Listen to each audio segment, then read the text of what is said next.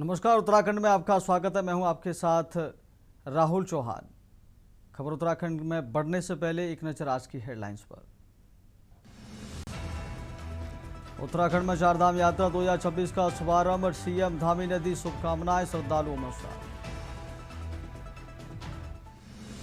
धामी सरकार की बड़ी सौगात, उत्तराखंड में महज 3 लाख रुपए में मिलेगा मॉडर्न फ्लैट, मध्यम वर्ग को मिलेगा लाभ। शिवराज सिंह चौहान आज उत्तराखंड प्रवास पर, किसानों के बीच जाएंगे केंद्रीय मंत्री।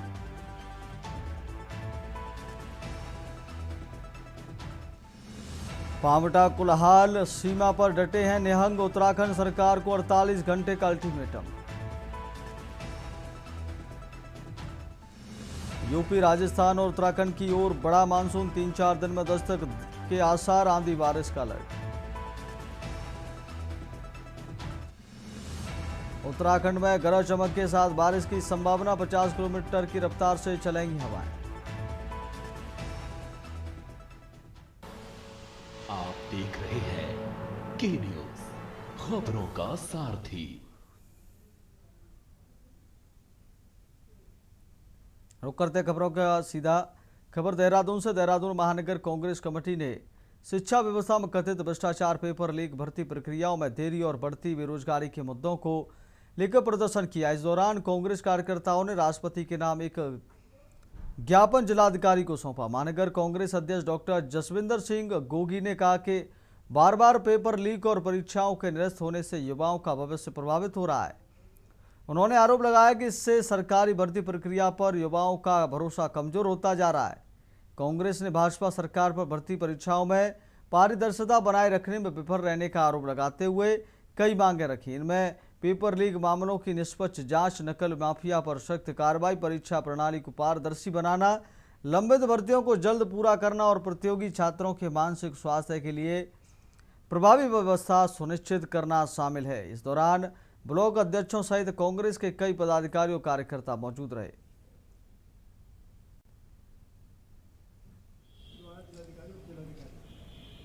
देश में लगातार हो रहे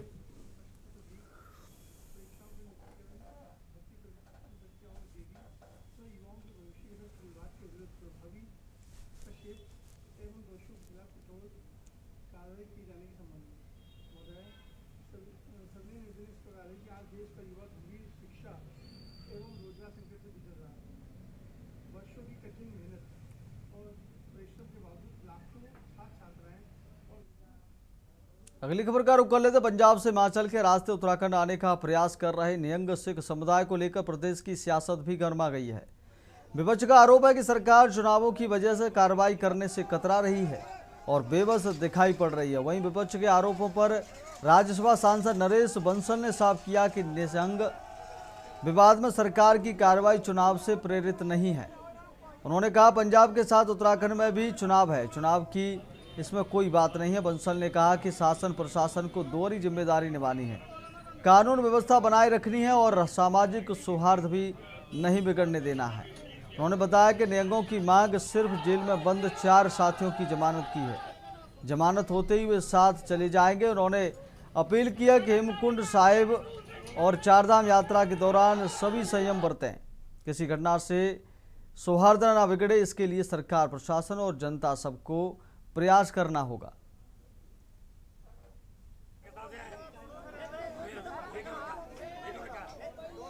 नहीं, पंजाब के साथ साथ उत्तराखंड का भी इलेक्शन है, इसलिए इलेक्शन की कोई उसमें ऐसी बात नहीं है।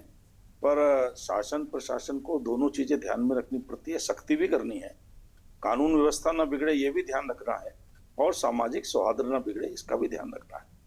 मैं भी एक वीडियो देख रहा था तो उसमें निहंगों ने कहा है कि हमारा किसी से कोई लड़ाई झगड़ा नहीं है, हम शांति से अपनी यात्रा करना चाहते हैं। अभी मैंने रास्ते में आते हुए वीडियो देखा है और केवल इतना है कि हमारे जो 4 निहंग जेल में हैं उनकी जमानत हो जाएगी तो हम उनको साथ लेके चले जाएंगे। तो यात्रा है, हेमकुंड साहिब है, हमारी पवित्र यात्रा है, 4 धाम की यात्रा चलती है। सभी को इसमें संयम बनाकर रखना चाहिए। एक आध घटना इस प्रकार की हो जाती है जिसके कारण ये लगता है कि सामाजिक सौहार्द बिगड़ सकता है। अगली खबर का रुख कर लेते हैं। प्रदेश में मानसून दस्तक देने वाला है। पिछले साल की भीषण आपदाओं के से सबक लेते हुए राज्य सरकार इस बार पहले से अलर्ट मोड पर है। मुख्यमंत्री ने अधिकारियों के साथ समीक्षा बैठक कर नुकसान कम करने और राहत व्यवस्था दुरुस्त रखने के निर्देश दिए हैं, लेकिन विपक्ष सरकार की तैयारियों पर कई सवाल खड़े करता दिखाई दे रहा है। वहीं भाजपा प्रदेश मीडिया प्रभारी मनवीर चौहान ने कहा कि उत्तराखंड विषम भौगोलिक परिस्थितियों वाला राज्य है, जिसके कारण बरसात में पूरे प्रदेश में आपदा की स्थिति बन जाती है। इसके लिए सरकार ने पूर्व मानसून योजना बनाई है ताकि लोगों को राशन वितरण, सड़क मार्ग बहाली समेत अन्य समस्याओं का सामना न करना पड़े।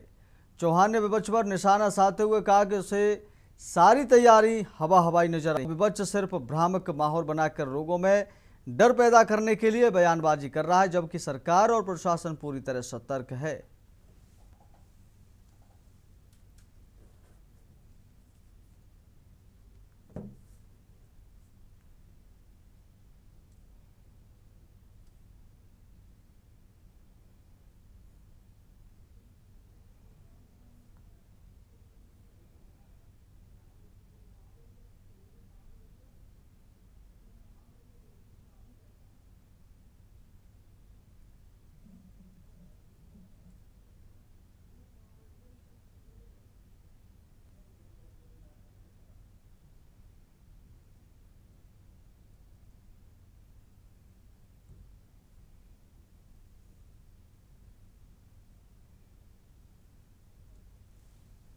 देखिए, हमारा प्रदेश विषम भौगोलिक परिस्थिति का प्रदेश है और मानसून के दौरान हमारे पूरे प्रदेश भर में बरसात के कारण बहुत ज़्यादा नुकसान होता है और आपदा की स्थिति पूरे प्रदेश के अंदर बन जाती है।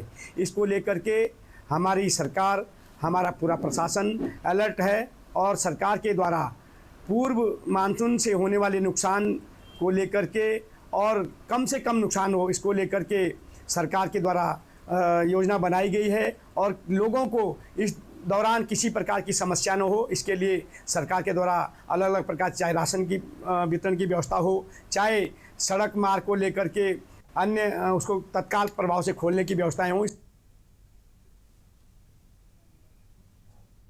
अगली खबर का रुख कर लेते हैं। देहरादून में उत्तराखंड के रास्ते होने वाली कैलाश मानसरोवर यात्रा की तैयारियां लगभग पूरी कर ली गई हैं।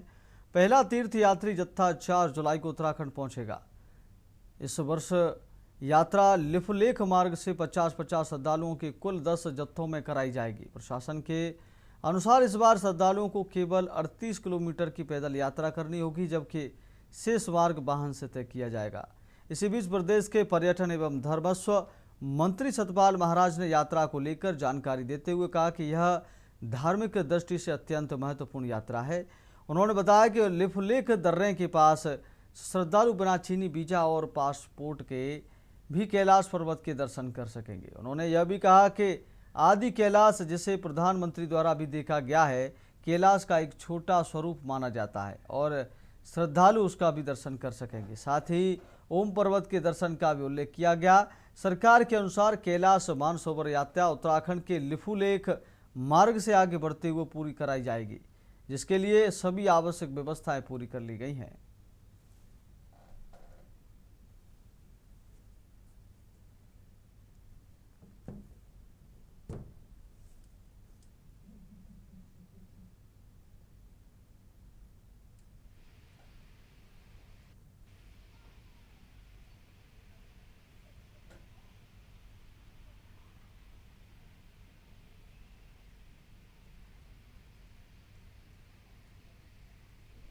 अभी ट्रैकिंग तो सब सर्वे ऑफ इंडिया के पास और आर्मी के पास मैप होते हैं, वही आपको थोड़ा सा जनरलाइज कर रहे हैं।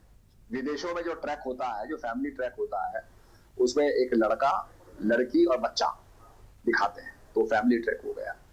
बड़ी महत्वपूर्ण है और यात्रा में लिपू लेक के ऊपर जहां पर दर्रा है, वहां के चोटी के ऊपर आप खड़े होकर के एक ऐसा स्थान है जहां से आप कैलाश का दर्शन कर सकते हैं बिना चाइनीज वीजा लिए, बिना पासपोर्ट के। आप भारत की भूमि से ही कैलाश का दर्शन कर सकते हैं। और आदि कैलाश जहां पर माननीय प्रधानमंत्री जी गए हैं, वो भी एक ऐसा है कि एक छोटा सा स्वरूप है कैलाश पर्वत का, तो लोग वहां भी दर्शन कर रहे हैं। फिर हमारा ओम पर्वत आ गया, नाभी डैंग आ गया। उसके बाद यात्रा भी हमारी चलेगी चीन से जो आएगी और मानसरोवर की यात्रा यहाँ से लिपू लेक के दर्रे से होते हुए आगे बढ़ेगी। अगली खबर का रुख कर लेते हैं। शांत वातावरण के लिए पहचाने जाने वाले उत्तराखंड में इन दिनों हालात गंभीर बने हुए हैं। बीते दिनों प्रदेश के कर्णप्रयाग में निहंग सिखों और स्थानीय लोगों के बीच विवाद के बाद उत्तराखंड में हालात तनावपूर्ण हो गए हैं, जिसके चलते विवाद सुर्खियों में कम होने का नाम नहीं ले रहा है।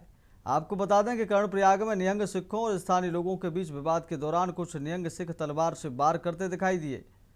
आक्रोशित स्थानीय लोगों के चलते पुलिस प्रशासन द्वारा कुछ निहंग सिखों को गिरफ्तार किया गया और मामले की जांच की जा रही थी। तो वहीं कुछ अन्य प्रदेशों के सिख समुदाय के लोगों द्वारा गिरफ्तार हुए निहंग सिखों की रिहाई और कथित एक तरफा कार्रवाई के विरोध में निहंग सिखों ने 25 जून को उत्तराखंड कूच का आह्वान किया था, जिसके बाद रिहाई की मांग को लेकर कल रात को पंजाब के कुछ निहंग सिख विकासनगर कुल्हाल सीमा से जबरन उत्तराखंड में घुस गए। पुलिस द्वारा निहंगों के घुसने से रोकने के लिए सीमा पर अवरोधक लगा रखे थे, लेकिन अस्त्र शस्त्रों से लैस निहंग अवरोधकों पर चढ़ गए और उसे हटा दिया। कुछ निहंग सिख तलवार लहराते हुए भी नजर आए और वहां काफी देर तक अराजकता की स्थिति बनी रही। इसी दौरान कुछ निहंग उत्तराखंड में दाखिल हो गए और मौके पर तैनात पुलिस बेबस भी नजर आई। हालांकि स्थिति की गंभीरता को देखते हुए देहरादून और विकासनगर क्षेत्र में हाई अलर्ट घोषित किया गया है और साथ ही निहंग सिखों के उत्तराखंड में प्रवेश और प्रशासन के साथ जारी गतिरोध के बीच पूरे प्रदेश की नजरें इसी घटनाक्रम पर टिकी हुई हैं।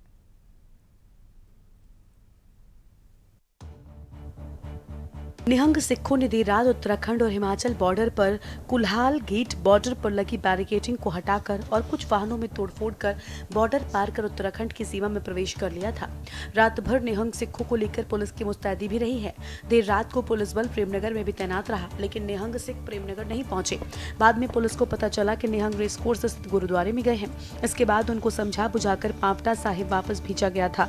देर रात चले हाई वोल्टेज ड्रामे के बाद भी सभी निहंग सिख अभी भी पांवटा साहिब की गुरुद्वारे में है।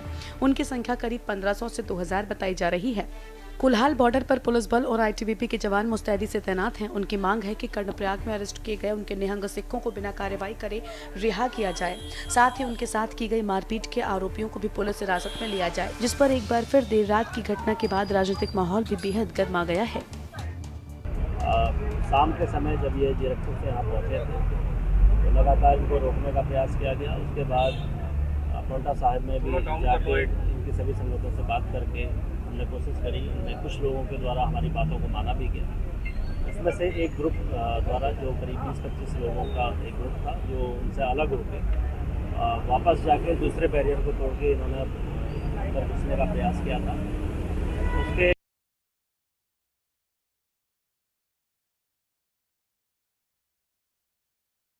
अभी आगे जो भी कार्रवाई होगी वो विधि सम्मत होगी और उसमें जो भी सख्त कार्रवाई की जाएगी। किसी तरीके का लड़ाई दंगा करना चाहते हैं, नाम किसी तरीके की है ना, कि किसी भी तरीके का जो है लॉ एंड ऑर्डर खराब करना चाहते हैं। हम बहुत शांतमय तरीके से सतनाम वाहिगुरु का जाप करते हुए, मूल मंत्र का जाप करते हुए अपना हेमकुंड साहब जाना चाहते हैं। और वापसी में ये पुलिस प्रशासन से अभी हमारी अंदर एसपी साहब से भी बात हुई है, पुलिस साहब से भी बात हुई है, काफी बड़े अधिकारी अंदर से सबसे बात हुई है।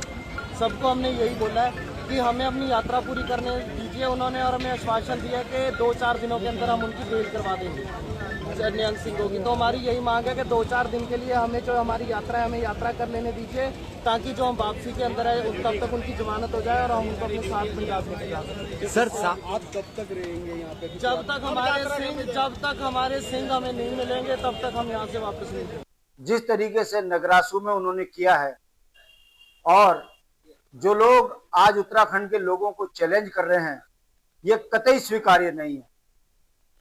इनके धर्म गुरु गोविंद सिंह जी, जिन्होंने शांति के लिए हेमकुंड साहिब में तपस्या करी, आज उत्तराखंड का सबसे बड़ा तीर्थ स्थान बना हुआ है। तमाम सिख श्रद्धालु वहां आकर अपने आराध्य को याद करते हैं। ऐसे में उन्हीं के धर्म गुरुओं के रूप में जो निहंग हैं, जिनका काम मानव सेवा है, मानव कल्याण है, धर्म की रक्षा है, यदि वो लोग उपद्रव और उत्पात मचाएंगे तो ये संदेश अच्छा नहीं है। इस देश के अंदर लोकतंत्र है और हर किसी को अपनी बात कहने का अधिकार है, प्रदर्शन करने का अधिकार है, लेकिन प्रदर्शन शांतिपूर्ण होना चाहिए। हथियार लहरा करके प्रदर्शन किए जा रहे हैं, धमकियां दी जा रही हैं, लोगों पर हमले किए जा रहे हैं, इस प्रकार की अराजकता को बिल्कुल बर्दाश्त नहीं किया जा सकता है।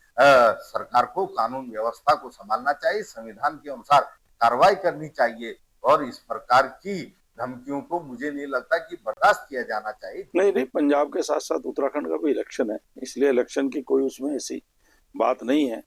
पर शासन प्रशासन को दोनों चीजें ध्यान में रखनी पड़ती है, सख्ती भी करनी है, कानून व्यवस्था न बिगड़े ये भी ध्यान रखना है और सामाजिक सौहार्द न बिगड़े इसका भी ध्यान रखना है। मैं भी एक वीडियो देख रहा था तो उसमें निहंगों ने कहा है कि हमारा किसी से कोई लड़ाई झगड़ा नहीं है, हम शांति से अपनी यात्रा करना चाहते हैं। अभी मैंने रास्ते में आते हुए वीडियो देखा है और केवल इतना है कि हमारे जो 4 निहंग जेल में हैं उनकी जमानत हो जाएगी तो हम उनको साथ लेके चले जाएंगे। तो यात्रा है, हेमकुंड साहिब है, हमारी पवित्र यात्रा है, 4 धाम की यात्रा चलती है। सभी को इसमें संयम बनाकर रखना चाहिए। एक आध घटना इस प्रकार की हो जाती है जिसके कारण ये लगता है कि सामाजिक सौहार्द बिगड़ सकता है, लेकिन सभी को प्रयास करना पड़ेगा, सरकार को भी, शासन को भी, प्रशासन को भी और जनता को भी, कि किसी भी प्रकार से सामाजिक सौहार्द न बिगड़े और यात्रा प्रभावित न हो। उत्तराखंड की शांतवादियों में उपजे तनाव ने कानून व्यवस्था और सामाजिक सौहार्द दोनों को कटघरे में खड़ा कर दिया। कर्णप्रयाग से शुरू हुआ विवाद विकासनगर बॉर्डर तक पहुंचा है और कई हाई अलर्ट के बावजूद गतिरोध बरकरार है। निहंग सिख गिरफ्तार साथियों की रिहाई की मांग पर अड़े हैं, वहीं स्थानीय लोगों का आक्रोश थम नहीं रहा। हथियारों के साथ प्रदर्शन और बैरिकेड तोड़ने की घटनाएं पुलिस प्रशासन के लिए बड़ी चुनौती है। वहीं मामला सियासी रंग ले चुका है। विपक्ष सरकार को बेबस बता रहा है तो वहीं सत्ता पक्ष हालात नियंत्रण में बताकर पलटवार कर रहा है। 4 धाम और हेमकुंड साहिब जैसी यात्राओं वाले उत्तराखंड में तनाव लंबा खिंचा तो पर्यटन और अर्थव्यवस्था पर असर पड़ेगा, जिसके लिए सभी पक्षों को संयम और संवाद से समाधान निकालना होगा और प्रशासन को भी बिना पक्षपात सख्ती से कानून लागू करना होगा ताकि प्रदेश में अमन चैन बरकरार रहे। Uttarakhand desk report.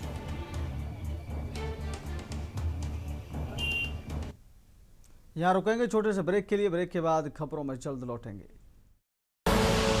आप देख रहे हैं के न्यूज खबरों। ब्रेक के बाद फिर आपका बहुत स्वागत है। सीधे लेकर चलते हैं आपको खबरों में। खबर देहरादून से, जहां मुख्यमंत्री पुष्कर सिंह धामी ने आपातकाल को भारतीय लोकतंत्र के इतिहास का काला अध्याय बताते हुए लोकतंत्र सेनानियों को नमन किया। उन्होंने कहा कि वर्ष 1975 में कांग्रेस शासन के दौरान संविधान और लोकतांत्रिक मूल्यों को कुचलने का प्रयास किया गया था, लेकिन लोकतंत्र सेनानियों के अतुलनीय संघर्ष और बलिदान ने देश के लोकतंत्र को बचाने का काम किया। मुख्यमंत्री ने कहा कि उन्हीं संघर्षों की बदौलत आज भारत दुनिया का सबसे बड़ा लोकतंत्र बनकर खड़ा है। मुख्यमंत्री धामी ने कहा कि पीएम नरेंद्र मोदी के नेतृत्व में लोकतंत्र सेनानियों के सपनों के अनुरूप देश का निर्माण हो रहा है, क्योंकि मौजूदा समय में गरीब कल्याण, मुफ्त राशन योजना, हर घर नल से जल, उज्ज्वला योजना, पक्के मकान, किसान सम्मान और आयुष्मान भारत जैसी योजनाओं के माध्यम से करोड़ों लोगों को लाभान्वित करा रही है। उन्होंने कहा कि लोकतंत्र की रक्षा के लिए संघर्ष करने वाले सेनानियों का सपना आज धरातल पर उतरता दिखाई दे रहा है और देश विकास के नए आयाम स्थापित कर रहा है।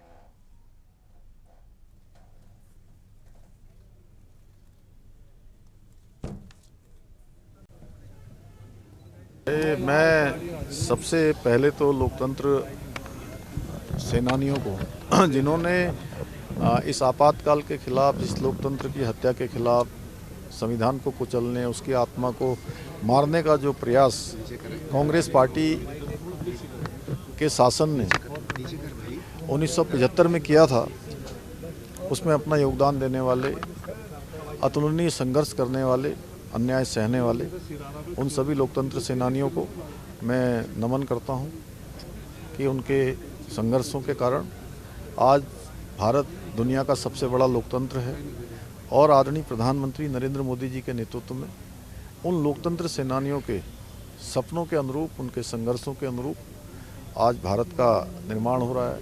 भारत में हर गरीब के लिए आज काम हो रहा है। 30 करोड़ भारतवासी आज गरीबी रेखा से बाहर निकले हैं।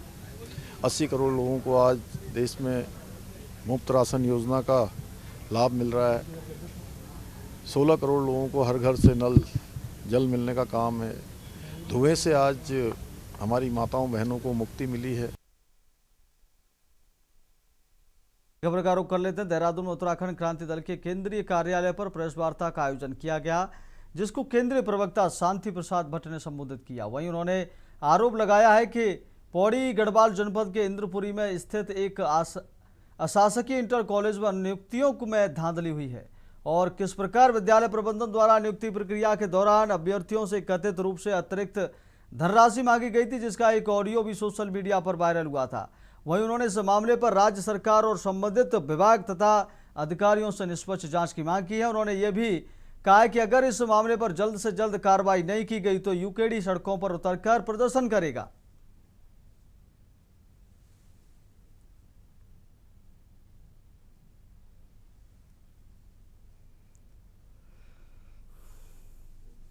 मामला है पौड़ी जनपद के एकेश्वर ब्लॉक का जनता इंटर कॉलेज जो अशासकीय है, वहां के प्रिंसिपल के ऊपर फर्जीवाड़े का आरोप लगा है। उनकी डिग्रियां फर्जी है, उनकी नियुक्तियां फर्जी हैं। ऐसे में जो काबिल अभ्यर्थी थे वो आज नियुक्ति से वंचित हैं। उत्तराखंड क्रांति दल के मामला प्रकरण जब सामने आया है तो हम सरकार से मांग कर रहे हैं, जब तक इसकी उच्च स्तरीय जांच नहीं होती इस प्रक्रिया पर रोक लगाया जाए। यदि प्रिंसिपल की नियुक्ति फर्जी है तो उस पर दंडात्मक कार्रवाई हो ताकि आगे भविष्य में इस तरह की ना हो। तीसरी बात, हमारा तमाम अशासकीय स्कूलों में इस तरह की अनियमितताओं की खबरें अखबारों के माध्यम से जनता के बीच में आती रही हैं।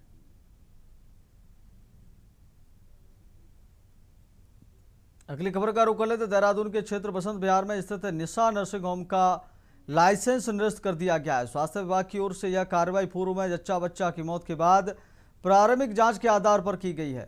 वहीं जांच पूरी होने तक नर्सिंग होम के संचालन पर रोक लगा दी गई है। आपको बता दें कि कुछ दिन पहले निशा नर्सिंग होम में प्रसव के बाद जच्चा बच्चा की मौत हो गई थी, जिसको परिजनों ने चिकित्सकों पर लापरवाही का आरोप लगाया था। वहीं परिजनों ने नर्सिंग होम के खिलाफ कार्रवाई की मांग को लेकर मुख्य चिकित्सा अधिकारी कार्यालय में भी धरना दिया था।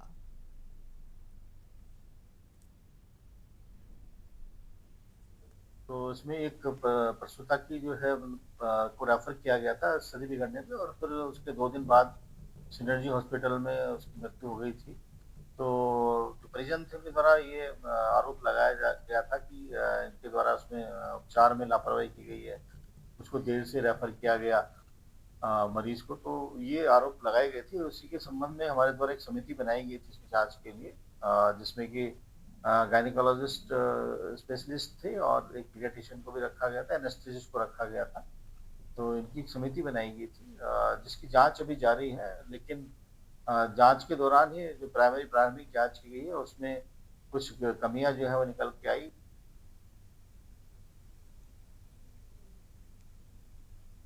फिलहाल खबर उत्तराखंड में मेरे साथ इतना ही। देखते रहिए के न्यूज़ इंडिया। नमस्कार।